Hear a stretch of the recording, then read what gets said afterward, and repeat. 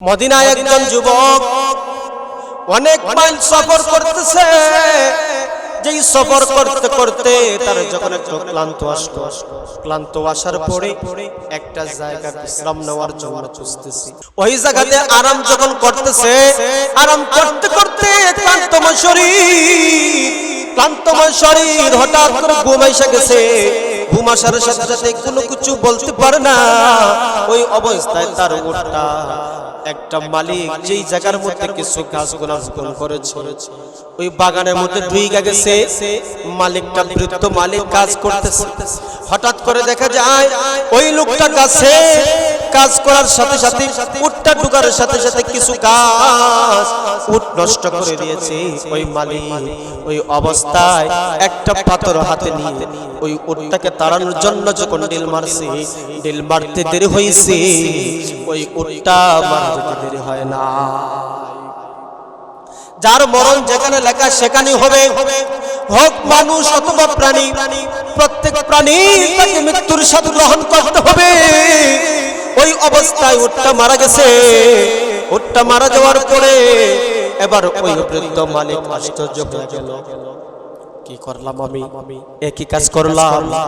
Deal মারতে না মারতে উটটা যখন মারা গেল, আল্লাহ পাক রব্বুল আলামিন বলেন, শুনো, কুল্লু নাফসিন যায়িকাতুল মাউত, প্রত্যেক প্রাণীকে তার মৃত্যুর স্বাদ গ্রহণ করতে হবে। উটটা যখন মারা গেছে, মানুষের মরণ যেখানে শেষ হয় সব মারা যাবে। উটটা মারা যাওয়ার সাথে সাথে মালিক আশ্চর্য হয়ে গেল, বাগানের মালিক আমি কি করলাম।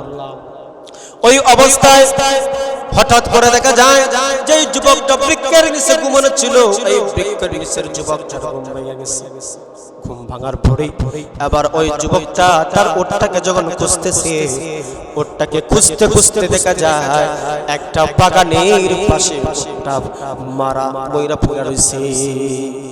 ওই অবস্থায় যুবকের মিজাজ আর একটু গরম হয়ে গেল, মিজাজের চেহারা একটু লাল হয়ে গেল, যুবকের চেহারা লাল। ওই অবস্থায় লক্ষ্য করে দেখেন যুবকটা ওই বাগানে যে লোকটা কাজ করতেছে তাকে বলল, চাচা আমার উটটাকে কে মেরেছে? এবার ওই বৃদ্ধ চাচাটা যা বললে, হরে মুসাফির, হে যুবক, এই উটটাকে কে মেরেছে? আমি ইচ্ছা করে মারি নাই, তোমার উট আমার বাগানে ঢুইগা আমার অনেক অনেক ছোট ছোট চারা গাছ নষ্ট করেছে, ধ্বংস করেছে। আমি একটা পাথর দিয়ে তাড়ানোর জন্য ডিল মেরেছি। ডিল মারতে ওই উটটা ওই জায়গায় পড়ে মারা গেছে। যুবকটা কথা শোনার সাথে সাথে মাথা গরম হয়ে গেল, তর্কাতর্কি করতে শুরু করলো। কথাবার্তায় এক পর্যায়ে যুবকের মেজাজ গরম, একটু আঘাত করতেই ওই বৃদ্ধ লোকটাও মারা গেল। বৃদ্ধ লোক মারা যাওয়ার পরে বৃদ্ধ লোকের দুই সন্তান তারা কবর পাওয়ার পরে যখন ওই বৃদ্ধ লোকের সন্তানরা কবর পাওয়ার পরে যখন বাগানের মধ্যে আসছে, বাগানের মধ্যে আসার পরে দেখা যায় একজন যুবক তার বৃদ্ধ বাবাকে হত্যা করে দাঁড়িয়ে আছে। তার দুই সন্তান ডাকতে বলল, তুমি কে?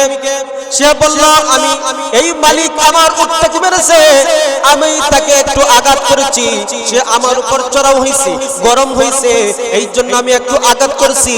আঘাত করতে তোমার বাবা মারা গেল। আমি ইচ্ছা করে তোমার বাবাকে আমি মারি নাই, ইচ্ছা করে তোমার বাবাকে আমি হত্যা করি নাই। ওই অবস্থায় যুবক দুইজন ডাকতে বলল, না, তোমাকে আমরা ছাড়বো না, তোমাকে খলিফাতুল মুসলিমিন হযরত ওমর রাদিয়াল্লাহু তাআলার কাছে নিয়ে যাব। দুই যুবক ওই যুবকটাকে টেনে হেসড়ে আমিরুল মুমিনিন হযরত ওমরের সামনে এসে দাঁড়াইলো। ইয়া আমিরুল মুমিনিন, আপনি ওই যুবকটাকে জিজ্ঞেস করেন আমার বাবাকে তারা সে অন্যায়ভাবে হত্যা করলো, একটু তাকে জিজ্ঞাসা করে কেন সে মারলো। আমিরুল মুমিনিন যখন সাহাবায়ে কেরামদেরকে নিয়ে বসলেন, বৈশা ওই যুবকটাকে জিজ্ঞাসা করলেন, ও যুবক, তুমি কেন ওই বৃদ্ধ লোকটাকে হত্যা করলা? এবার ওই যুবকটা ডাকতে বলা, আমিরুল মুমিনিন, আসল ঘটনা শুনো। আমি অনেক দূর থেকে সফর করে ক্লান্তময় শরীর, একটা একটা গাছের নিচে আমি বসলাম বিশ্রাম নেওয়ার জন্য। ওই গাছের নিচে বসতেই মৃদু বাতাসে আমার জানটা শান্ত হয়ে গেল, আমি ঘুমিয়ে গেলাম। আমার উটটা ছিল, ওই উটটাকে আমি ছেড়েছি ঘাস খাওয়ার জন্য। ঘাস খাইতে খাইতে ওই উটটা, ওই রাখালের ওই উটটা ওই মালিকের তাদের বাবার বাগানের মধ্যে ঢুকে গেছে। তাদের বাগানে ঢোকার পরে তার বাবা ওই উটটাকে একটা পাথরে ঢিল মেরে তাকে হত্যা করেছে। আমি তার বাবাকে জিজ্ঞেস করলাম, চাচা আপনি যে আমার উটটাকে মারলেন, আপনি তো আমার উটটাকে মাইরা ফেলছেন, এটা আপনি কি কাজ করলেন? এবার বৃদ্ধ লোকটা বলল, ওরে যুবক, আমি ইচ্ছা করে মারিনি।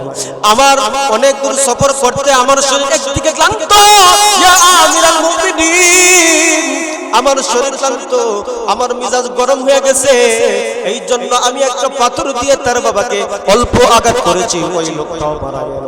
আমি ইচ্ছা করে মারি নাই, আপনি আমাকে মাফ করে দেন, আমি ইচ্ছা করে মারি নাই। গভীর মনোযোগ দিয়ে শুনেন। ওই মুহূর্তে যুবক দুইজন ডাকতে বলে, আমিরাল মুমিনিন, আমরা ওই যুবককে এইভাবে ছাড়তে পারি না, কুরআনের আইন আপনি বাস্তবায়ন করুন, হত্যার বদলে হত্যা চাই।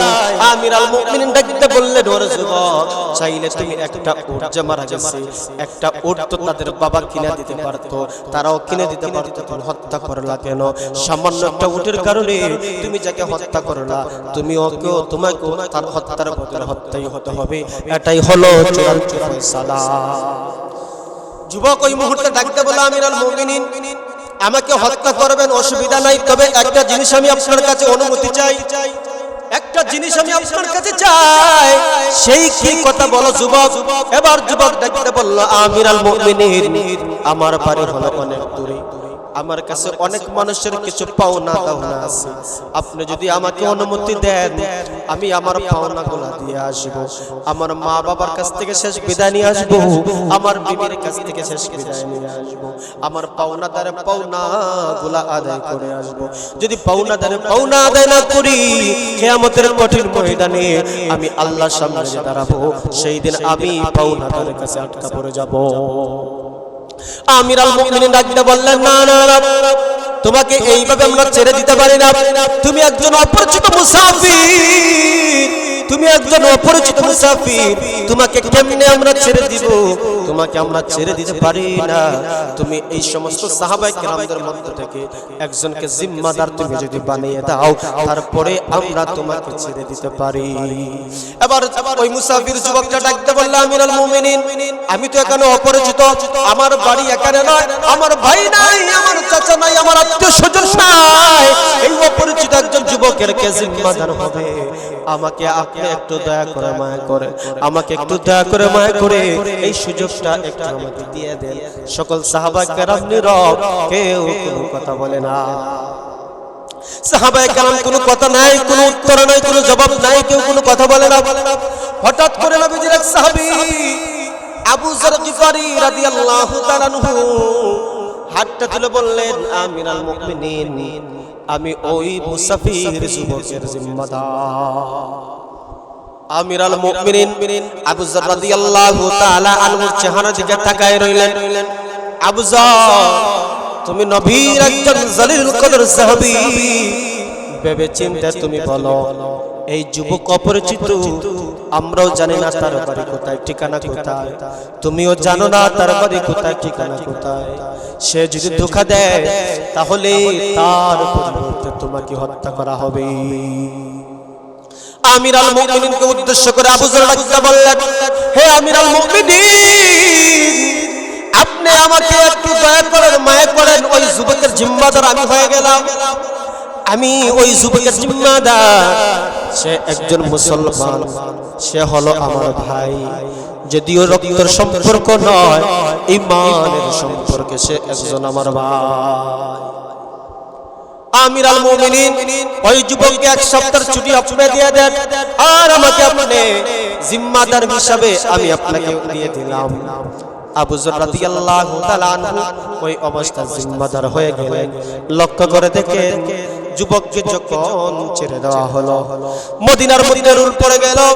একজন সাহাবী, নবীজার কলিজার টুকরা সাহাবী আবু যর রাদিয়াল্লাহু তাআলা কি কাজ করলেন, ওই যুবক যদি না আসে নির্ঘাত আবু যরের মৃত্যু হয়ে যাবে।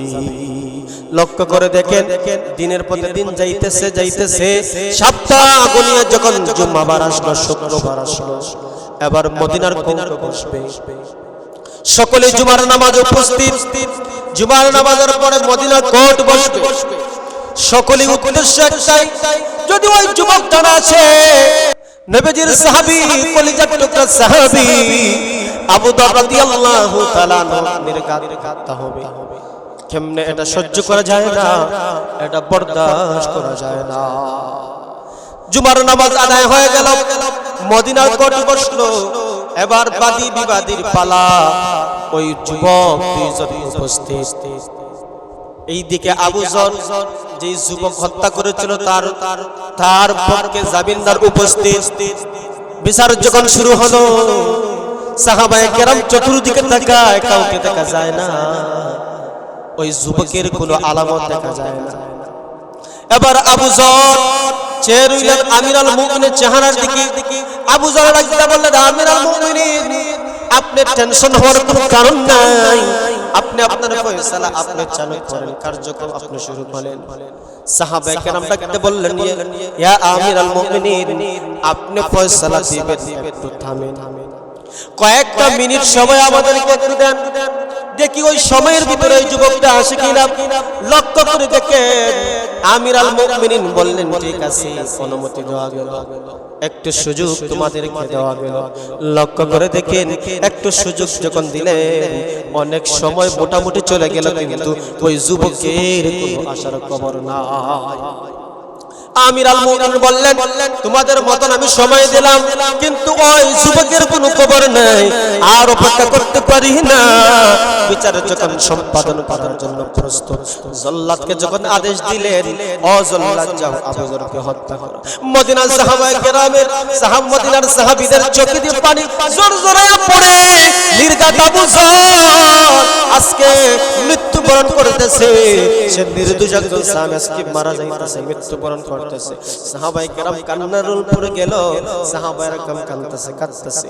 জল্লাদ আজকে এই দিনের ঘটনা কি করবে, কিভাবে হত্যা করবে, এক কদম সামনে যায়, সে যেন মনে মনে ভাবতেছে পিছন দিকে কে যেন আমাকে ঠেলে রেখেছে, জল্লাদ সামনে যাইতে পারে না। হঠাৎ করে সাহাবায়ে কেরাম ওই রাস্তা দিয়ে তাকায় আছে, রাস্তা দিয়ে তাকায় দেখতেছে ও দূরে কে যেন আসতেছে। আমিরুল মুমিনিনকে ডাকতে বলল, আমিরুল মুমিনিন, ওই যে দেখা যায় কে যেন দ্রুত গতিতে আসতেছে, কিছুটা সময় আরেকটু বাড়ায়া দেন। আমিরুল মুমিনিন বললেন, ঠিক আছে দেখো। এবার সাহাবায়ে কেরাম অধীর আগ্রহ নিয়ে বসে আছেন, দাঁড়িয়ে আছেন। সাহাবায়ে কেরাম লক্ষ্য করে দেন, খুব দ্রুত গতিতে একটা যুবক আসতেছে। ঠিকই ওই যেই যুবকটা জিম্মাদার আবু যরকে বানায়া গেছে, ওই যুবক দ্রুত গতিতে পুরা নিয়ে আগমন করছে। ওই মুহূর্তে লক্ষ্য করে দেখেন, আমিরুল মুমিনিনের সামনে এসে বললেন, ইয়া আমিরুল মুমিনিন, প্রথমে আমি আপনার কাছে আমার ওযর পেশ করতেছি, আমি নির্দিষ্ট সময় পানি নাই, এই জন্য আমাকে একটু ক্ষমার নজরে দেখবেন, ক্ষমার দৃষ্টিতে দেখবেন। আমিরুল মুমিনিন ডাকতে বলে, যুবক তুমি কেন লেট করে আসলে, দেরি হইল? আমিরুল মুমিনিন, আমি আসতেছি, ঠিক সময় আমি আসতেছি, আসার পথে আমার গোড়ার পায়ে ছুট খাওয়ার কারণে আঘাতপ্রাপ্ত হয়েছে, এই জন্য আসতে সময় বিলম্ব হয়েছে। আমিরুল মুমিনিন, ওই যে আবু যর আমার ভাই, রক্তের ভাই নয়, ঈমানি ভাই আবু যর আমার জিম্মাদার হয়েছে, আমার ভাইকে মুক্তি দিয়ে দাও, আর এর জায়গায় আমাকে আপনি হত্যা করে প্রতিশোধ নিয়ে নাও, হত্যা করে তাদের বাবার কিসাস নিয়ে নাও। কথা দেখার পরে ওই যুবক যখন জল্লাদকে হত্যা করতে যাইবে, ওই মুহূর্তে আমিরুল মুমিনিনকে ওই যে বৃদ্ধ লোক মারা গিয়েছে, ওই বৃদ্ধ লোকের দুই সন্তান আবু যর রাদিয়াল্লাহু তাআলা মুক্তি পাওয়ার পরে এবার আমিরুল মুমিনিনকে ডাকতে বলে, আমিরুল মুমিনিন, আমার একটা কথা, আমাদের একটা কথা আছে, কথাটা কি?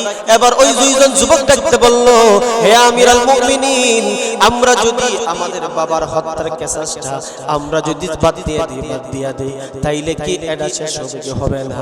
আমিরুল মুমিনিন ডাকতে বলল, তোমরা যদি এই যুবকটাকে তোমরা মাফ করে দাও তাহলে সেই যুবক মুক্তি পেয়ে যাবে, এটা শরীয়তে জায়েজ আছে।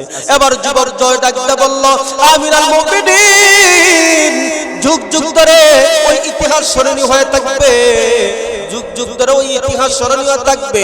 একজন অপরিচিত মুসাফিরের জিম্মাদার নবীজির কলিজার টুকরো সাহাবী আবু যর রাদিয়াল্লাহু তাআলা আনহু তার ভাইয়ের জন্য জিম্মাদার হয়ে গেছে, অথচ তার আপন ভাই নয়। আজকে আপনি আমি যদি আমরা দুই ভাই যদি এই জিনিসটা দেখার পরে যদি মাফ না করি, আমাদের বাবার উপর কলঙ্ক থাকবে, আমাদের উপর কলঙ্ক থাকবে। একজন ভাই আরেকজন ভাইকে জিম্মাদার হয়ে গেল, আর আমরা যদি এই মুসলমান হিসাবে আমরা ওই ভাইকে যদি মুক্তি না দেই, আমাদের কলঙ্ক আমাদের জিন্দেগিতে লেগে থাকবে।